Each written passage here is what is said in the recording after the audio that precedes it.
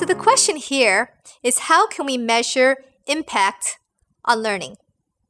Now, the holy grail of learning is all about ROI and being able to assess that. One of the biggest challenges learning managers face today is, how can you measure the impact and learning effectiveness of the things that have been taught? With the dashboard, which we call the GnowbeEngine, this analytics dashboard allows learning managers and organizations to be able to assess the whole gamut of learner experience, both from the engagement upfront and the enjoyment level, which is measured by completion, the effectiveness in terms of assessment rates, the actual user behavior, the ratings, as well as the actual content itself, which then helps trainers and curators constantly improve the quality of the programs that they're creating.